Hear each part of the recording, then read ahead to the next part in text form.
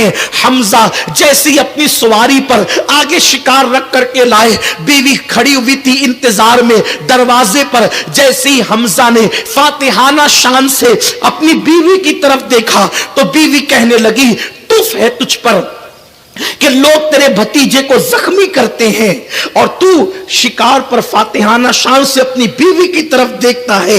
حمزہ تیرے دنیا سے تشریف لے جانے والے، فوت ہو جانے والے بھائی کا بیٹا جسے محمد کہتے ہیں، آج ابو جہل نے انہیں ایسے مارا کہ ان کا سر انور پھٹ گیا، ابو جہل نے ان کو زخمی کر دیا۔ کہتے ہیں کہ بیوی کی بات دل پر بہت لگتی ہے، ساتھ ہی میں کنیز نے بھی کہا کہ آپ کے بھتیجے کے ساتھ ایسا ایسا سلوک کیا گیا۔ حمزہ اترے، شکار کو بھول گئے اور اس کے بعد آپ نے صحن کعبہ میں داخلہ لیا۔ آپ داخل ہوئے، جیسے اندر گئے تو دیکھا کہ ابو جہل وہاں پر موجود ہے۔ حمزہ ابو جہل پر جھپٹے اور جھپٹنے کے بعد اسی طرح جیسے بتایا گیا تھا ابو جہل کا سر کعبے کی دیواروں سے ٹکرایا اور ٹکرانے کے بعد پھر اس کو ایک طرف پھینک کر کے حمزہ مصطفیٰ جان رحمت کے گھر کی طرف چلے۔ میرے کریم آقا اپنا سر جھکائے ہوئے بیٹھے ہوئے تھے، حضور علیہ السلام کو صدمہ تھا، میں اپنی قوم کو دین کی طرف بلاتا ہوں لیکن میری قوم نہیں آتی، میں اپنی قوم کو جنت کی طرف بلاتا ہوں لیکن میری قوم جنت کی طرف نہیں آتی۔ حضور کو صدمہ اس بات پر نہیں تھا کہ حضور کو زخمی کر دیا گیا ہے، حضور کو صدمہ تھا تو اس بات پر تھا کہ میری قوم میری بات کیوں نہیں مانتی، میں ان کو جنت کی طرف بلاتا ہوں، وہ جنت کی طرف کیوں نہیں آتی۔ میرے آقا سر جھکائے بیٹھے ہیں، ایسے میں حمزہ آتے ہیں اور آنے کے بعد کہتے ہیں او میرے بھتیجے محمد خوش ہو جاؤ۔ سرکار نے سر اٹھایا اور اپنے چچا کو دیکھا۔ حضرت حمزہ کا اونچا قد تھا، جسم بہت چوڑا تھا، بہت پھرتیلے اور مضبوط آدمی تھے، بڑے بہادر تھے، ان کو شیر عرب کے نام سے جانا جاتا تھا، عرب کے شیر کے نام سے جانا جاتا تھا۔ حمزہ نے کہا میرے بھتیجے محمد خوش ہو جاؤ، ابھی تک ایمان نہیں لائے تھے۔ حضور نے نگاہ اٹھا کر دیکھا، کیا بات ہے چچا، کس بات پہ خوش ہو جاؤں؟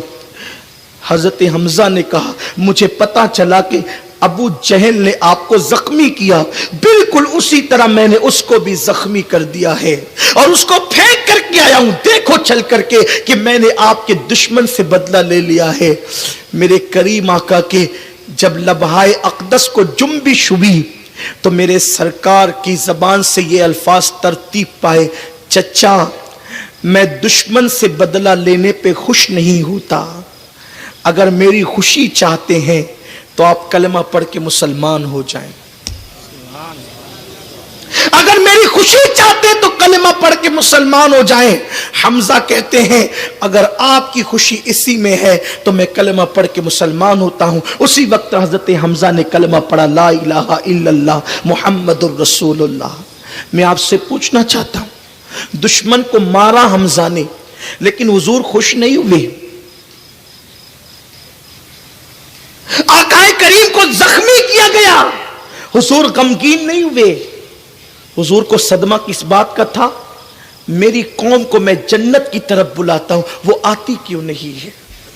بڑی معذرت کے ساتھ نبی کے نام پہ جان قربان کرنے کی بات کرنے والے میرے جوانوں، مجھے ذرا بتاؤ، حضور پر پتھر چلے تو حضور کو اتنا صدمہ نہیں ہوتا جتنا کہ قوم کی بدعمالیوں پہ حضور کو صدمہ ہوتا ہے۔ حضور کا دل غمگین کب ہوتا ہے؟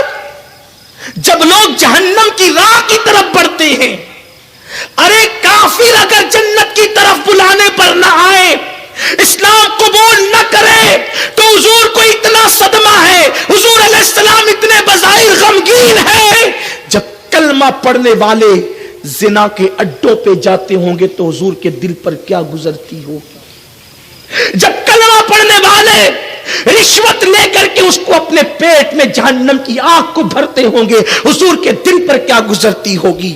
جب کوئی کوئی مسلمان سودی کاروبار کر کے اپنے آپ کو جہنم کا ایندھن بناتا ہوگا، اس وقت میرے نبی کے دل پر کیا گزرتی ہوگی جب کوئی نوجوان کسی لڑکی، اجنبی نامحرم لڑکی کے گلے میں ہاتھ ڈال کر اس کو پارکوں میں لے کر کے گھومتا ہوگا زنا کے منصوبے کے ساتھ، اس وقت رسول پاک کے دل پر کیا گزرتی ہوگی جب کوئی بندہ اپنے ماں باپ کو جھڑکیاں دیتا ہوگا اور جہنم کی راہ کا مسافر بنتا ہوگا، اس وقت میرے نبی کے دل پر کیا گزرتی ہوگی۔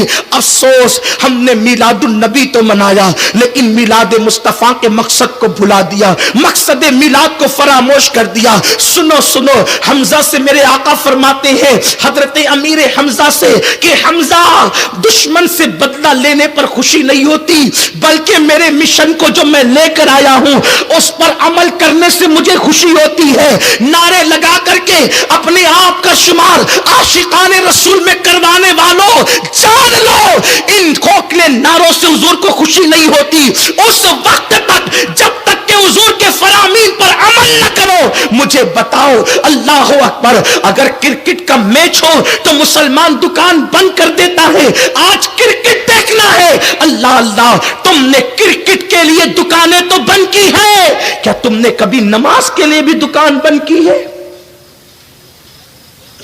اللہ کی عبادت کے لیے بھی کبھی تم نے دکان بند کی ہے؟ آج وہ کون سا جرم اور وہ کون سا گناہ ہے جو مسلمانوں کی زندگی کے اندر نہیں؟ حرام کھائے مسلمان الا ماشاءاللہ، زنا کے اڈوں کو ہم آباد کریں، شراب کے اڈوں کو ہم آباد کریں۔ سوچو، طائف کی وادیوں کے پتھر حضور کو اتنی تکلیف نہیں پہنچاتے جتنے عاشق کہلانے والوں کے گناہ حضور کو تکلیف پہنچاتے ہیں۔ کیا ہم ہی بچے تھے؟ حضور کو تکلیف پہنچانے کے لیے ہم ہی بچے تھے؟ سوچو، غور کرو، ایک ماں کا دل دکھانے والا اس وقت تک نہیں مرے گا جب تک کہ دنیا میں ذلیل نہ ہو جائے، تو نبی کا دل دکھانے والا عزت کیسے پا سکتا ہے؟ آج ہم کہہ رہے ہیں مسلمانوں کو کہیں عزت نہیں، دنیا کے اہل اقتدار تمہیں پیروں تلے کچل دینا چاہتے ہیں۔ ملک شام کے حالات دیکھیں، یمن کے حالات دیکھیں، بلکہ اپنے ملک میں کشمیر کے حالات دیکھیں، دنیا کے حالات پر ہماری نظر کیسے ہوگی؟ ہم تو پورے 24 گھنٹوں کے اندر 9 10 گھنٹے موبائل میں گزار دیتے ہیں۔ آج ہمیں اپنی اولاد کی فکر نہیں ہے، قوم کی فکر کون کرے گا؟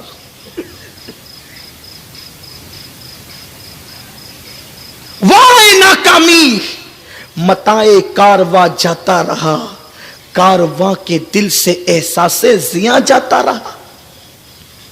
ہم دنیا میں ذلیل ہونے کے لیے نہیں آئے تھے، ہم دنیا میں قوموں کی امامت کے لیے آئے تھے، ہم دنیا میں قوموں کی قیادت کے لیے آئے تھے۔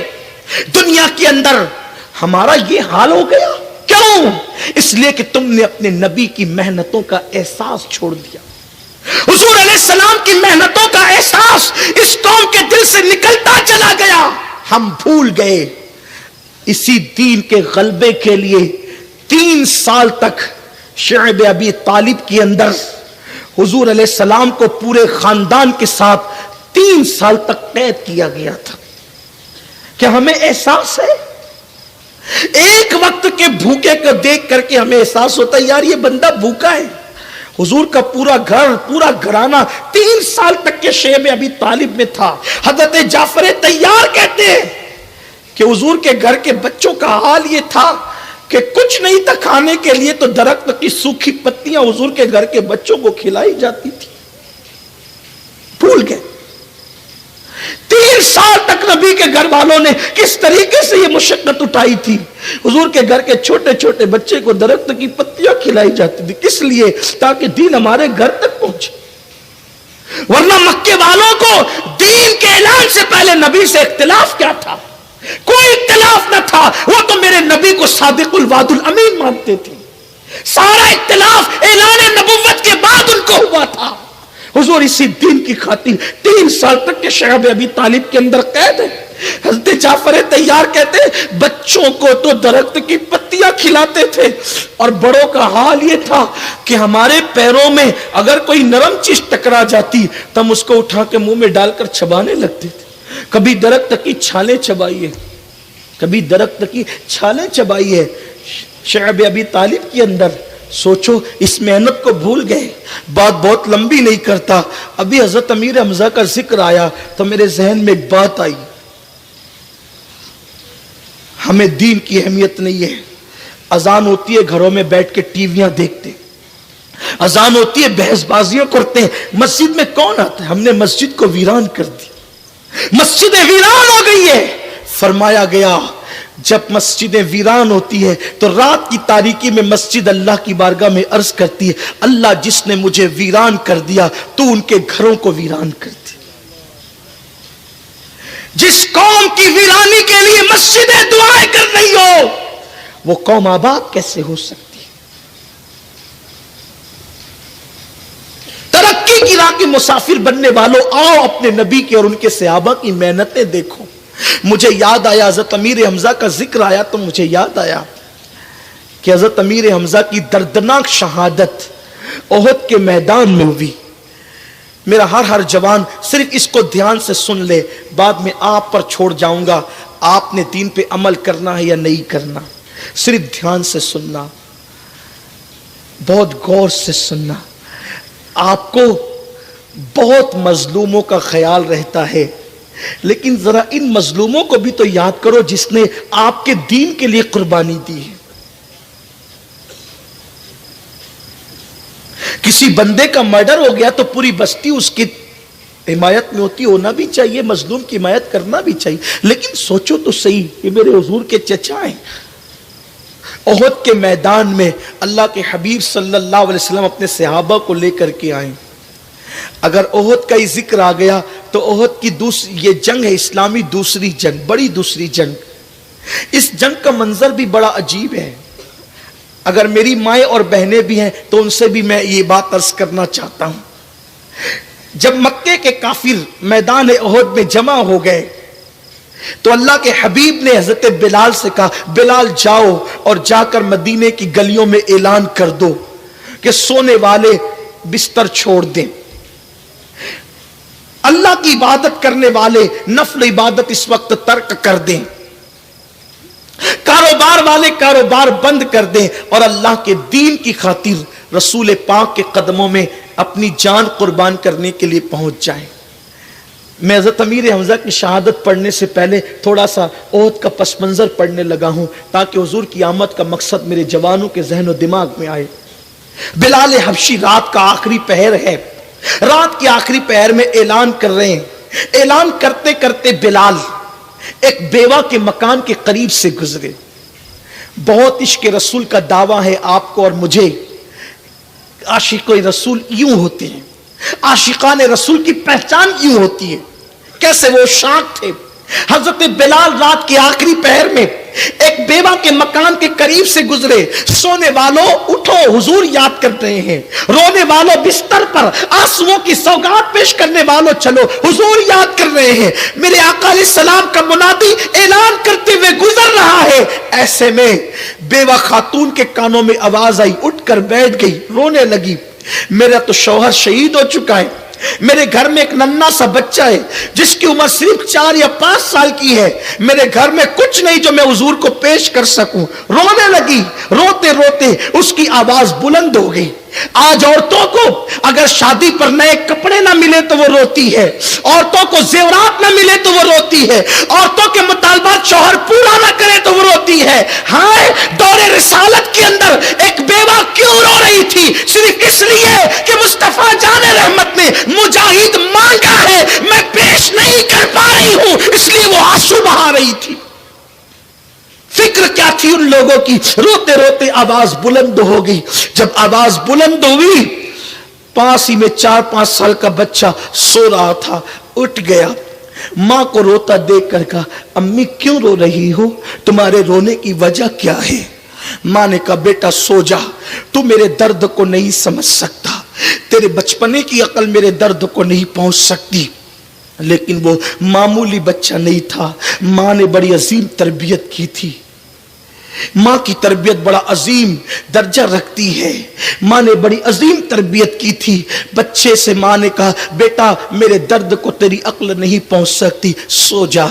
नन्हे से बच्चे ने कहा, अम्मी ये कैसे हो सकता है कि मेरी माँ रोती रहे और मैं सोता रहूं? तुम्हें बताना होगा तुम क्यों रो रही हो। माँ ने कहा, बेटा सो जा। फिर बच्चे ने कहा, अम्मी क्या तुम्हें मेरे अब्बा की याद आ रही है? तुम मेरे अब्बू के लिए रो रही हो?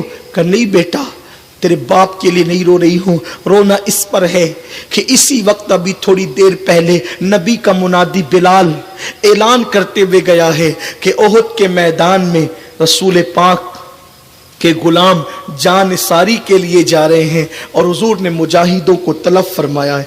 बेटा मेरे पास कोई जवान बेटा होता तो मैं भी शहादत का दूल्हा बनाकर भेज देती, मगर अफसोस मेरे पास जवान बेटा नहीं, इसलिए रो रही हूं कि देने वाले रसूल ने आज तलब किया है जानों का नजराना और हम देने के काबिल न रहे।